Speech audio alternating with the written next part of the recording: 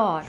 దేవుని పరిశుద్ధ నామానికి మహిమ కలుగును గాక. ఈ ఉదయకాల సమయంన అనుదిన మన్నా అనే కార్యక్రమాన్ని వీక్షిస్తున్న దేవుని బిడ్డలారా, మీ అందరికీ నా హృదయపూర్వకమైన వందనాలు. ఈ ఉదయకాల సమయం దేవుడు మనకిచ్చినటువంటి మాటను చదువుకుందాం. యోహాను సువార్త 14వ అధ్యాయం 23వ వాక్యం. యేసు, ఒకడు నన్ను ప్రేమించిన ఎడల వాడు నా మాట గైకొనును.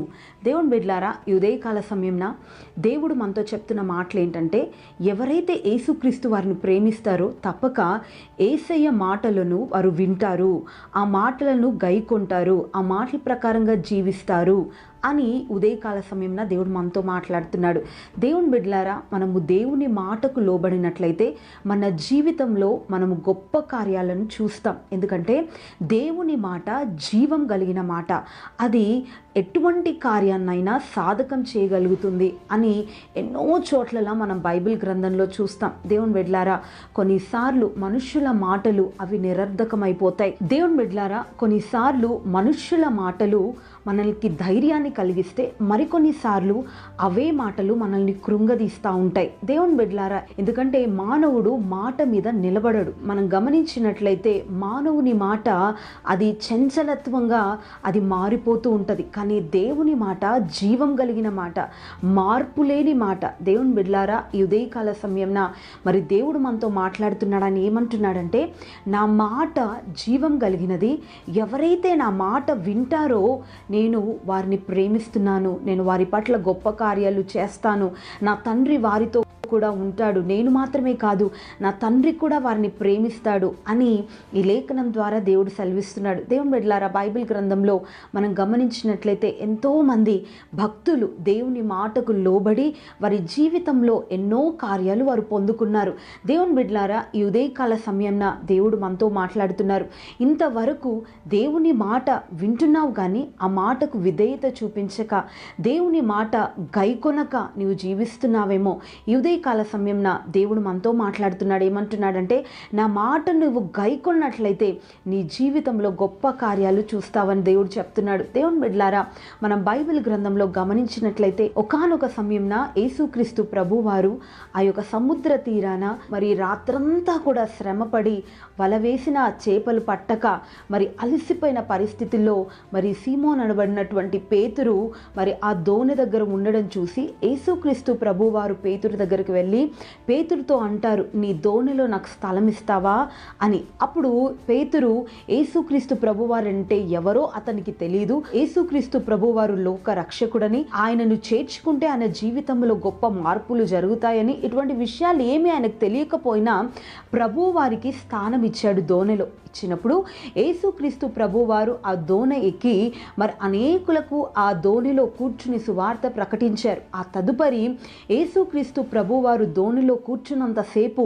పేతురు యొక్క హృదయాన్ని ఆయన గమనిస్తూ ఉన్నాడు. దేవుని బిడ్డలారా, నిజంగా ఆయన సందేశాన్ని వాక్య పఠనాన్ని పూర్తి చేసిన తర్వాత పేతురుతో మాట్లాడుతున్నాడు. పేతురుతో మాట్లాడి, పేతురు మరి నీవు ఎందుకు ఈ విధంగా నీరసంగా ఉన్నావు అని అడిగినప్పుడు మరి పేతురు యేసుక్రీస్తు ప్రభు వారితో చెప్తున్నారు, ప్రభా, రాత్రంతా నేను వలలు వేశాను చేపలు పట్టడానికి, కానీ ఒక్క చేప కూడా నాకు దొరకలేదు అని చెప్పినప్పుడు యేసుక్రీస్తు ప్రభు వారు కుడివైపున నీ వల వేయి, కొంచెం లోతుగా నీ వల వేయి అని చెప్పినప్పుడు పేతురు ఒక్క మాట కూడా ఎదురాడలేదండి. నిజంగా మరి పేతురు అనొచ్చు, ప్రభా, నేను ఒక జాలరిని, రాత్రంతా నేను వల వేశాను, సముద్రంలో ఎక్కడెక్కడ చేపలు పడతాయో నాకు తెలుసు, ఆ ప్రాంతాన్నంతా కూడా నేను తనిఖీ చేసి వల వేశాను, కానీ ఒక్క చేప కూడా పడలేదు, నేను మీరు చెప్పిన స్థలంలో కూడా నేను వల వేసానయ్యా అని ఏమాత్రం కూడా ఎదురు సమాధానం ఇవ్వలేదు. కానీ యేసుక్రీస్తు ప్రభు వారి నోటి నుంచి వచ్చిన మాటకి విధేయత చూపించి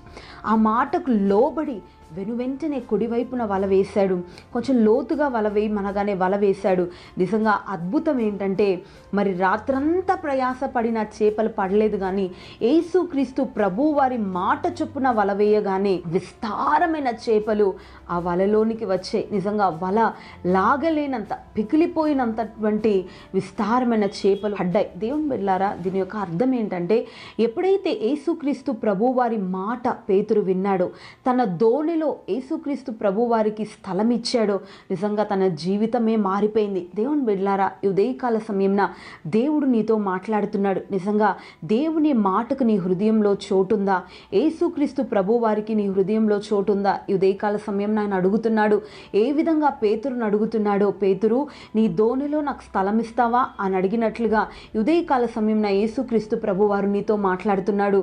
దేవుని బిడ్డ, నిజంగా ఆయన నీ హృదయంలో నివసించడానికి ఆయన చోటు అడుగుతున్నాడు. నిజంగా ఆయనకు నీవు స్థలం ఇవ్వగలిగితే నీ జీవితంలో ఎక్కడెక్కడైతే నువ్వు ఓడిపోయావో, ఎక్కడెక్కడైతే ప్రయాసపడి విఫలమైపోయావో ఆ స్థలాల్లో నీకు జయాన్ని ఆయన ఇవ్వబోతున్నాడు. దేవుని బిడ్డలారా, ఇంతవరకు నిజంగా నీ యొక్క సొంత చిత్తముతో, నీ సొంత ప్రయాసతో, నీ సొంత ఆలోచనతో, నీ సొంత కష్టముతో నువ్వు ప్రయాసపడి విఫలమైపోయావేమో, ఆశలు లేని పరిస్థితికి నువ్వు దిగజారిపోయావేమో.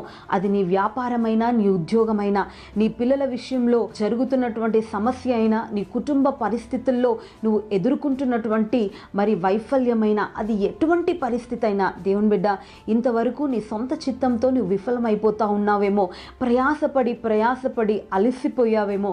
ఉదయకాల సమయం నా దేవుని మాటకు నువ్వు లోబడినట్లయితే, దేవునికి నీ హృదయంలో చోటించినట్లయితే, నిజంగా ఎక్కడెక్కడైతే నువ్వు విఫలమైపోయావో, ఏ స్థలంలో నువ్వు ఓడిపోయావో, ఎక్కడెక్కడైతే అవమానపరచబడ్డావో అదే స్థలంలో నువ్వు ఘనతను చూడబోతున్నావు, అదే స్థలంలో ఆశీర్వాదాన్ని చూడబోతున్నావు. ఇంతవరకు మరి పరీక్షలు రాస్తున్నావు కానీ ఫెయిల్ అయిపోతున్నావేమో.